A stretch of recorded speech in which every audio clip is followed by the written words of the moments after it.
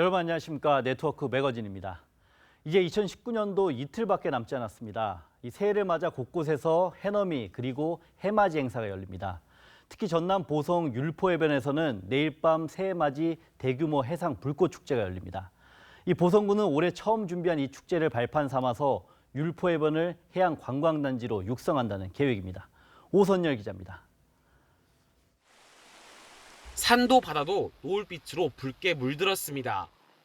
보성 율포해변의 해넘이 모습입니다. 율포해변에선 내일 밤부터 제1회 새해맞이 불꽃축제가 열립니다. 보성군은 대규모 해상 불꽃축제를 위해 폭죽 5천 발을 준비했습니다. 새해맞이 대형 불꽃쇼를 해돋이 명소 보성 율포에서 개최합니다. 대한민국 3대 불꽃축제로 만들어가겠습니다. 해양수산부는 보성 율포해변을 해양관광단지 거점사업 대상지로 선정했습니다. 율포해변은 수령 100년이 넘는 소나무 숲과 넓은 백사장이 자랑입니다. 여름에는 해수욕장이 들어서고 겨울에는 불꽃축제, 봄, 가을에는 요트와 갯벌 체험도 가능합니다. 게 잡는 체험도 할 수 있고 소나무랑 이렇게 바다랑 아름답게 겨울려져 있어가지고 마음도 정화되는 것 같고. 보성군은 앞으로 3년 동안 율포해변에 480억 원을 들여 해양 레저 시설과 해양 복합센터 등을 건립합니다. 해양 레저 관광 거점 사업이 율포로 들어서서 완료된다 하면은 대한민국의 해양 휴양 레저 휴양 시설로서는 중심지가 될 것으로 확신합니다. 보성군은 율포해변을 사계절 체류형 관광지로 육성하는 등 해양 관광 산업에 주력할 계획입니다. TV조선 오선열입니다. 요즘 차 안에서 이 햄버거나 커피 등을 살 수 있는 드라이빙 스루가 많아졌습니다. 특히 이제는 이런 방법으로 책도 빌리고 반납할 수 있는 일명 북드라이브 도서관도 전국에서 처음으로 인천에 생겼습니다. 이 강석 기자가 취재했습니다. 인천 청라 호수공원의 한 주차장입니다. 자동차가 작은 건물 앞에 멈춰섭니다. 운전자가 카드를 댄 뒤 버튼을 누르자 책 한 권이 나옵니다. 도서를 가져왔습니다. 대출부에서 도서를 수령하여 주세요. 차 안에서 책을 빌리고 반납할 수 있는 북드라이브 도서관입니다. 인천시가 전국에서 처음 도입한 도서 대여 시스템입니다. 도서 이용의 어떤 편의성을 제고하고자 하는 어떤 대한민국의 최초로 한번 시도해보는 어떤 그런 프로그램입니다. 북드라이브 도서관은 24시간 운영하는 장점도 있습니다. 주민 한 명이 한 달에 2권씩 책을 빌릴 수 있습니다. 차가 없는 시민들도 실내에 있는 무인 시스템을 통해 자유롭게 책을 빌리거나 반납할 수 있습니다. 이 도서관에는 책 400여 권이 마련됐습니다. 이곳에 없는 책이라도 대출 신청을 하면 받아볼 수 있습니다. 집 가까이, 아파트 앞에 가까이 있고 해서 아주 환영한다고 그럴까요? 이게 젊은 분들은 특히나 이게 좋을 것 같은데. 인천시는 다음 달 2일부터 북드라이브 도서관을 시범 운영하고 주민 이용률이 높으면 확대 운영할 계획입니다. TV조선 강석입니다. 네, 다음 소식입니다. 이 전국 대표 8경 중 하나인 내장산에 가면 이 생태계의 보고인 월영 습지가 있습니다. 그런데 5년 전부터 이 습지에 물이 마르고 침식 현상도 생겼는데 다행히 복원 사업 끝에 새 단장을 마쳤습니다. 이 정읍 씨는 이번 복원 사업을 계기로 이 습지를 생태 관광지로 만들기로 했습니다. 박건우 기자입니다. 전북 정읍 내장산 자락입니다. 숲속 곳곳이 물기로 가득합니다. 저층형 산지 습지인 월영 습지입니다. 습지 면적은 축구장 45개에 이릅니다.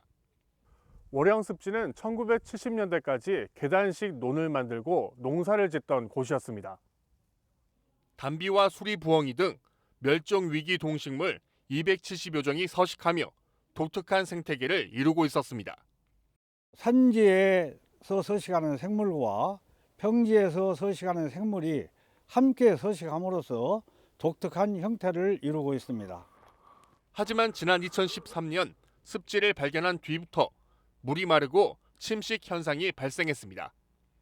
환경당국은 이듬해 습지 보호 지역으로 지정하고 지난 5년 동안 복원 사업을 진행했습니다. 습지 내 적정 담수량 유지를 위한 논둑 복원과 그다음에 토양 침식 방지를 위한 그 침식 방지 시설 설치, 갈대 제거 등. 정읍시도 이에 발맞춰 지난해부터 습지 인근 솔티숲을 복원하고 있습니다. 편하게 이용하고 볼 수 있게끔 전시 공간도 좀 만들어야 되고, 정읍을 방문해서 오시는 분들에게 좀 좋은 휴식의 공간으로. 정읍시는 오는 2024년까지 82억 원을 들여 월영 습지와 솔티숲을 연계해 생태 관광지를 만들 계획입니다. TV조선 박고루입니다. 이 수원시가 하수 처리 시설을 세계 최대 규모로 확대해서 이 정수 처리한 하수를 공업용수로 재활용하기로 했습니다. 이렇게 하면 하수 재활용으로 수익도 창출되고 이산화탄소 발생량도 줄이는 일석이조 효과가 기대됩니다. 김승동 기자가 보도합니다. 수원시 공공하수 처리 시설입니다.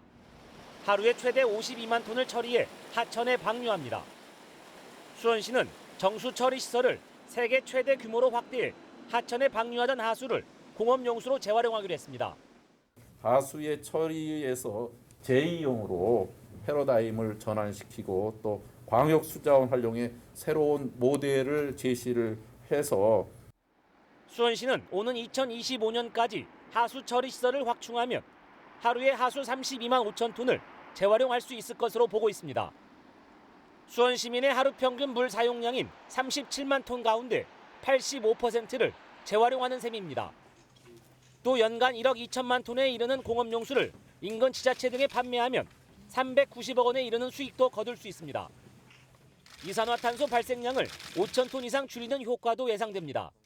짧은 단거리에서 물을 처리해서 하기 때문에 경제적으로도 전혀 기존의 광역 상수원과 비교해서 경제성이 뛰어나다고 할 수 있겠습니다. 정수 처리 시설 건설과 추가 관로 설치 등에 필요한 예산은 1조 원이 넘습니다. 수원시는 적격성 조사를 거쳐 민간 투자 사업 등 사업 추진 방식을 결정할 예정입니다. TV조선 김승돈입니다.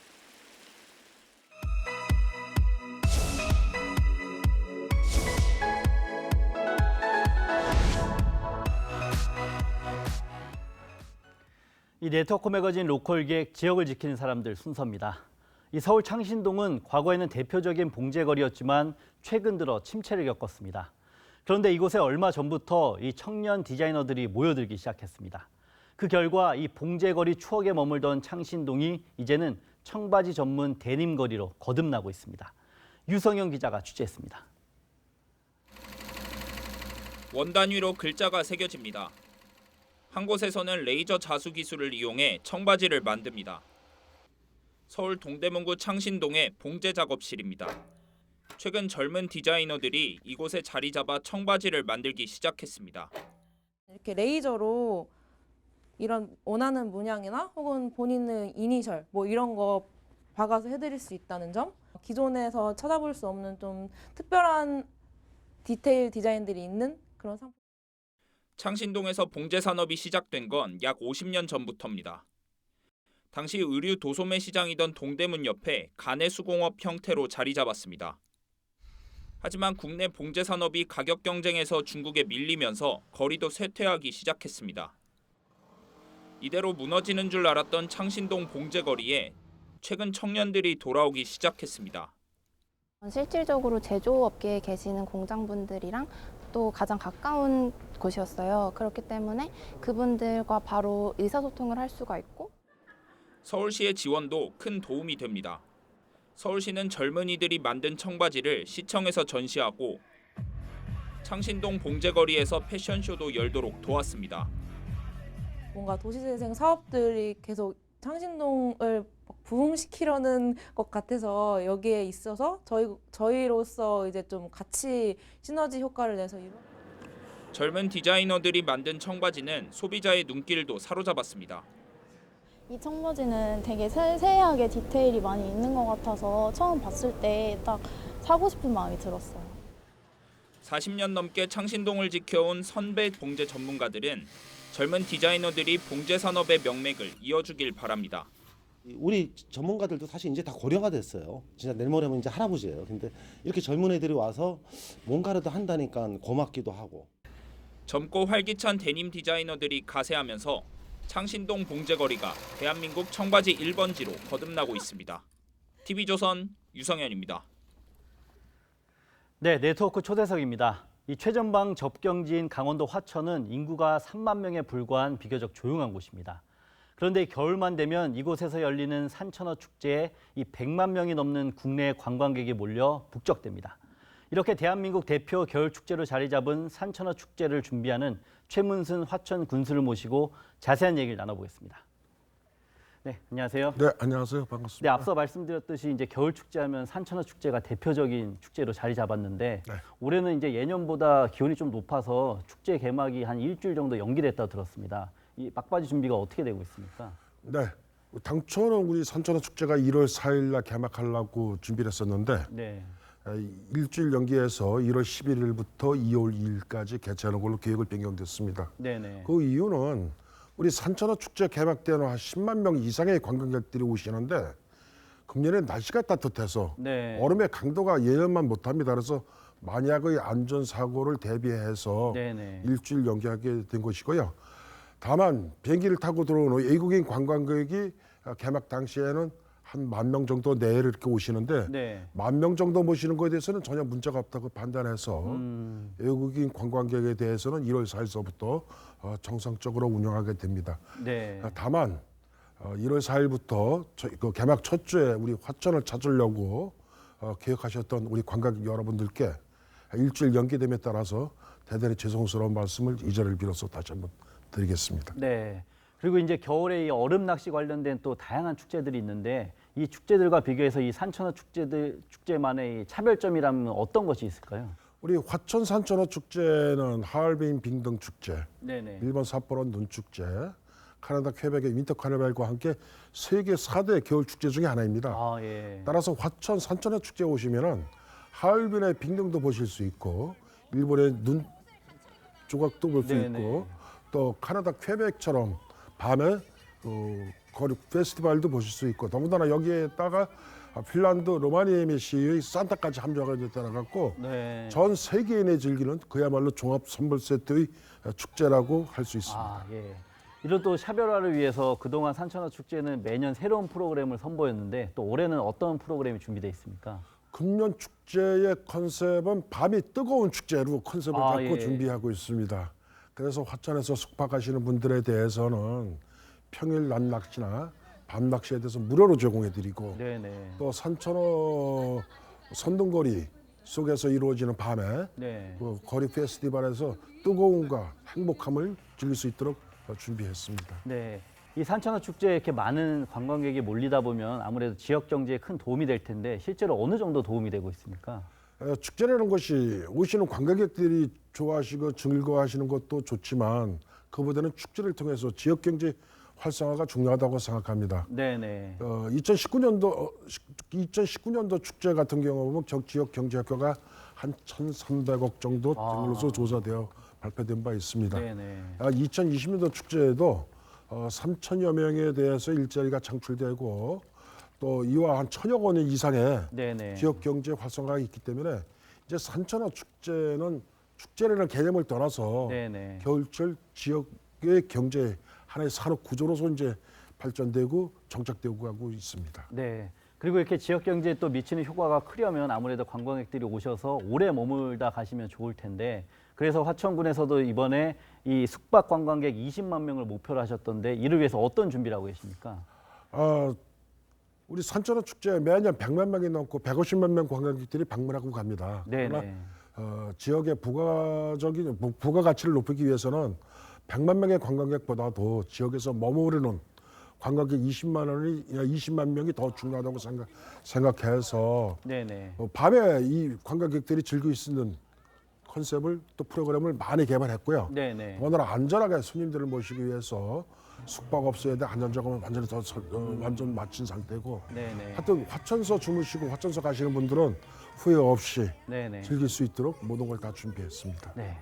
오늘 좋은 말씀 감사합니다. 네, 감사합니다. 네, 시청자 여러분, 올 한 해 네트워크 매거진을 시청해 주셔서 정말 감사합니다. 모두 새해 복 많이 받으시기 바랍니다. 다음 주 월요일에 찾아뵙겠습니다. 감사합니다.